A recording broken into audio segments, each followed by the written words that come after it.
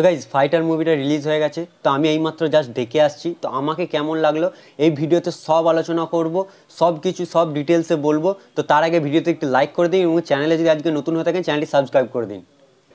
তো গাইজ এই মুভিটার কথায় যদি আমরা আসি, তো মুভিটার আমি পজিটিভ দিক এবং নেগেটিভ দিক দুটো দিকেরই কথা বলবো এবং পুরো ডিটেলসে বলবো কি কি কোথায় কি আমাকে ভালো লেগেছে এবং খারাপ লেগেছে এবং আমাকে কেমন লেগেছে। তো গাইজ মুভির প্রথমে যদি স্টোরির কথাই বলি, তো সিদ্ধার্থ আনন্দ যেইভাবে আমাদের সামনে যে স্টোরিটা প্রেজেন্ট করেছে যেটা খুবই ভালো। আমি আগেও বলেছিলাম যে একটা রিয়েল ইনসিডেন্ট আছে এই মুভিতে, যেটা হচ্ছে পুলওয়ামা অ্যাটাক। এই অ্যাটাকটা আমাদেরকে সবার সামনে প্রেজেন্ট করেছে, যেটা আর কি প্রথম মুভিটা আর কি এইটা দিয়েই শুরু। তার জন্য মুভিটা আপনাকে কানেক্ট করে ফেলে খুবই, তো যেটা আমাদেরকে খুবই মানে মুভির সাথে কানেক্ট করে নেয় ফার্স্ট হাফে।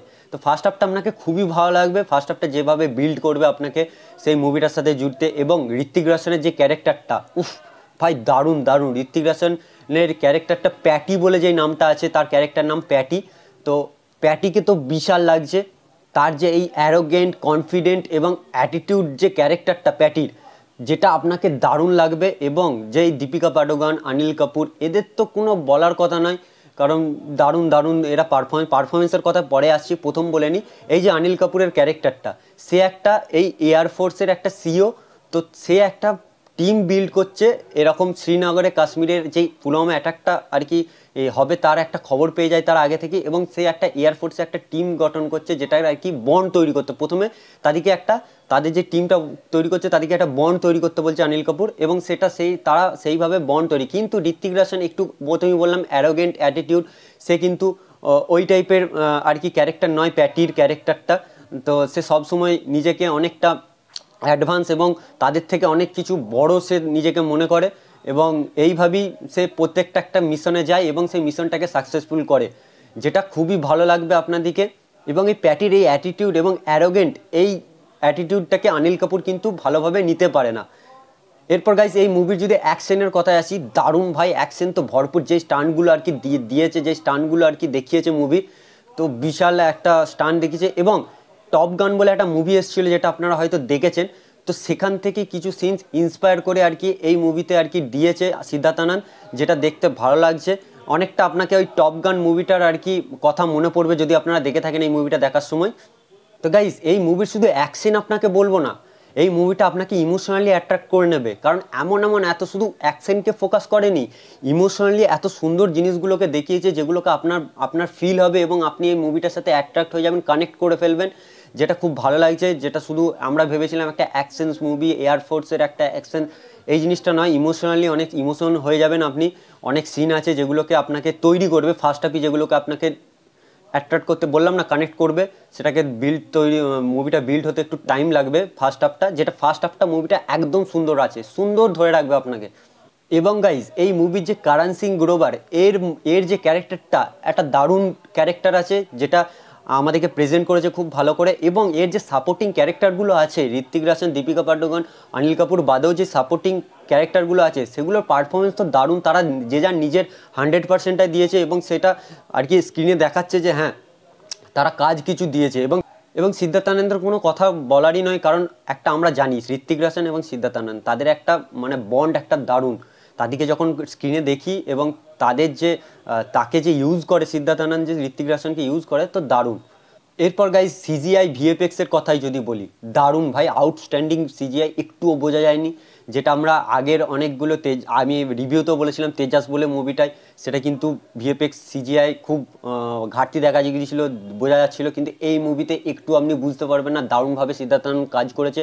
শুধু আমি অ্যাকশনের কথা বলছি না, গোটা মুভিটার স্টোরিটা ভালো বিল্ড করেছে। আমি বললাম না পুলওয়ামা অ্যাটাকটা দিয়েছে, এবং আমি আগেও বলেছিলাম যে সেই অভিনন্দন আমাদের যে এয়ারফোর্সের যে মেন আর কি ইন্ডিয়ান আর্মি ছিল, সে যে ওখানে পাকিস্তানে যেইভাবে আর কি টেররিস্ট ক্যাম্পগুলোকে উড়িয়েছিল, সেটাও পর্যন্ত দেখিয়েছে অনেকটা। এই জন্য আমাদেরকে অনেকটা কানেক্ট করে নেবে। এবং আমাদের ইন্ডিয়ান সোলজার যেভাবে আর কি মানে দারুণ দারুণ, আপনাকে বলে বোঝাতে পারবো না, এইভাবে আপনাকে ইমোশনালি অ্যাট্রাক্ট করবে মুভিটা। এবং গাইজ মুভিটার ফার্স্ট হাফের ঠিক আগেটা পর্যন্ত যেইভাবে আপনাদেরকে মানে ইন্টারভেলটা আর কি পড়বে, সেই সিনটা খুবই ভালো সিন।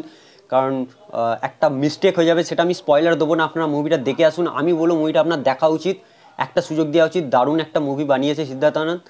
আর গাইস এই মুভির যতগুলো ডায়লগ আছে আপনার জাস্ট গুজবাম হয়ে যাবে, মানে আপনারা যখন শুনবেন, মানে অনিল কাপুর থেকে আরম্ভ করে ঋত্বিক রোশন সবাই, মানে বিশেষ করে অনিল কাপুরের ক্যারেক্টারটা, ওই ক্যারেক্টারটা যে এত মানে গম্ভীর আর মানে মানাচ্ছে, ওকে ওই ক্যারেক্টারটা মানাচ্ছে, দারুণ লাগছে। এবার ঋত্বিক রোশন তো কারোর কথা শুনছে না, ঋত্বিক রোশন তো পুরো নিজেই, ও একাই পুরো সব কিছু সেরা আর কি, সে নিজেকে মনে করে, আমি প্রথমে বললাম অ্যারোগেন্ট এবং কনফিডেন্ট। তো গাইজ এই মুভির যদি নেগেটিভ কথায় আসি, যেগুলো আমার পছন্দ হয়নি, যেগুলো আমাকে লাগছে যে এখানে এই কাজটা করলে ভালো হতো, সেগুলো আমি বলি। তো প্রথমেই আমি একটা ক্যারেক্টারের দিয়ে আরম্ভ করব, সেটা হচ্ছে এই মুভির যে ভিলেন। ভাই ভিলেনটাকে একদম বাজে লাগছে, ভিলেনটাকে একদম ইউজ করতে পারেনি সিদ্ধার্থ আনন্দ, পুরো ছাপড়ি লাগছে ভিলেনটাকে, একদম ভালো লাগেনি। ভিলেনটাকে আর একটু ভালোভাবে ইউজ করলে আমার মনে হয় ভালো হতো, কারণ তার যে ক্যারেক্টারটা, তাকে মুভিতে খুঁজে পাওয়া যায়নি, কিছু কিছু সিন তাকে ছোট ছোট সিন করে রেখেছে, মানে তাকে অতটা ইউজ করেনি। এবং গাইজ আমি বললাম প্রথমেই যে ফার্স্ট হাফটা ভালো টেনেছে, এবং সেকেন্ড হাফটা যখন স্টার্ট হচ্ছে একটু স্ট্রেটি ফিল হবে মুভিটা, আপনাকে অতটা অ্যাট্রাক্ট করতে পারবে না। ফার্স্ট হাফে যেটা আপনাকে বিল্ড করবে, সেকেন্ড হাফে সেটাকে একটু একটু থামিয়ে দেবে, কারণ অনেক কিছু সিনস আছে যেগুলোকে আমার মনে হতো যেগুলো না থাকলেও ভালো হতো, ওগুলোকে না দেওয়া ভালো হতো। এবং অ্যাকশন সিকোয়েন্সগুলো লাস্টে ক্লাইম্যাক্সটা বাদ দিয়ে যদি আমি বলি, বাকি যে কটা সেকেন্ড হাফে যেগুলো সিন ছিল সেগুলো বেকার। মানে আর একটা জিনিস যেটা হচ্ছে যে এই মুভির গানগুলো, মানে এমন সময় গানগুলো চলে এসছে না, মানে ভট করে আপনার কোনো এক্সপেকটেশনই থাকবে না যে এই সময় এই মুভিটা গানটা আরম্ভ হয়ে যাবে, মানে হঠাৎ, মানে মুভির কাটগুলো এত মানে বাজেভাবে করেছে, মানে একটা মুভির সিন, সিরিয়াসলি একটা সিন শেষ হচ্ছে, ফট করে আপনি এক্সপেক্টও করতে পারবেন না ওই সময় গানটা আরম্ভ হয়ে যাবে, শের খুল গায়ে ওই গানটা আরম্ভ হয়ে গেল। তো গাইজ আমার সব থেকে আর একটা কথা বলার আছে, যে এই যে ইন্ডিয়া পাকিস্তান, এদের দুজন নিয়েই আমাদের মুভি চলছে মোটামুটি। পাঠান বলুন, গাদার বলুন, যে কটা মুভি এসছে আমাদের 2023-এ, এবার 2024-এ যে ফাইটার মুভিটাও, এই মানে টপিক থেকে বেরোতে হবে, বলিউডটাকে এই টপিক থেকে বেরোতে হবে। সেই এক হিসাবেটা মানুষ খাবে না, বেশি দিন আর খাবে না এই ইন্ডিয়া পাকিস্তান, এই একই সেই, হ্যাঁ দেখা সিরিজ আপনাদেরকে মনে হবে যে হ্যাঁ এই সব তো দেখেছি, সেই একই ঘিসাপিটার স্টোরি। পুলওয়ামা অ্যাটাকটা বাদ দিয়ে যদি আপনি পুরো স্টোরিটাকে অ্যানালাইজ করেন, তাহলে সেই ইন্ডিয়া পাকিস্তানেই পাবেন, তাছাড়া আর কোনো, এরা বাইরে থেকে বেরোতে পারছেন, ইন্ডিয়া পাকিস্তানের এই জিনিসটা থেকে বাইরে থেকে বেরোতে পারছেন। সিদ্ধার্থ আনন্দ প্রত্যেকটা মুভি এই টাইপেরই একই স্টোরি নিয়ে আসছে, এবং সেটাকে আপনাকে অ্যাট্রাক্ট করবে না। এই জন্যই মুভিটার কিন্তু আজকে অতটা হাইপ ক্রিয়েট হয়নি। হাইপ ক্রিয়েট হতো যদি একটু স্টোরিটা আর একটু ভালো করতো, বা এই ইন্ডিয়া পাকিস্তান বাদে যদি সরে একটু অন্য চিন্তাভাবনা নিত, তাহলে আমার মনে হয় আজকে এই মুভিটা যেভাবে আর কি তৈরি করেছে, যেভাবে আমাদেরকে প্রেজেন্ট করেছে, আজকে এই মুভিটার হাইপ অনেক ভালো হতো। তো গাইজ এই ছোট ছোট জিনিসগুলো আমাকে একটু খামতি দেখা গেছে মুভিতে, কিন্তু গাইজ এই মুভিটা আপনারা একটুও এটা ভেবে যাবেন না যে এটা একটা অ্যাকশন মুভি। অবশ্যই অ্যাকশন মুভি, কিন্তু এটা আপনাদেরকে ভাবতে হবে, আমি বারবার বলছি, আপনাকে ইমোশনালি কানেক্ট করে দেবে মুভিটা, যেটা আপনাকে খুবই ভালো লাগবে। এই যে প্যাটির ক্যারেক্টারটা আপনাকে এতটা ইমোশনালি করে ফেলবে প্রথম থেকে শেষ পর্যন্ত, যেটা আপনাকে মুভিটা থেকে বেরোতে ইচ্ছা করবে না। জাস্ট এটাই আমার ভালো লাগলো মুভিটা। আমি যাই হোক গাইজ, আমাকে এই মুভিটা ভালো লেগেছে, কারণ এই টাইপের মুভি আমাদের বলিউড ইন্ডাস্ট্রি খুবই কমই আছে। তো অনেক দিন বাদ এরকম একটা নতুনত্ব মুভি দেখে আমার খুব ভালো লেগেছে। আপনারা যদি মুভিটা দেখে থাকেন, তাহলে অবশ্যই কমেন্ট বক্সে জানাবেন কেমন লেগেছে, এবং যদি না দেখেন এখনো মুভিটা, তাহলে যে দেখে আসুন। আমি কিন্তু কোনো স্পয়লার দিইনি, ভালোভাবে কোনো স্পয়লার দিইনি, দেখে আসুন। আর গাইজ ভিডিওটা ভালো লাগলে অবশ্যই একটি লাইক করবেন এবং কমেন্ট করে জানাবেন কেমন লেগেছে। আর আজকে যদি চ্যানেলে নতুন হয়ে থাকেন, চ্যানেলটি সাবস্ক্রাইব করে দিন, আর পাশে থাকা বেল আইকনটি বাজিয়ে দিন, যাতে নতুন নতুন ভিডিও সবার আগে আপনাদের কাছে পৌঁছায়। তো চলুন নেক্সট একটা রিভিউ নিয়ে, নেক্সট একটা আপডেট নিয়ে দেখা হবে।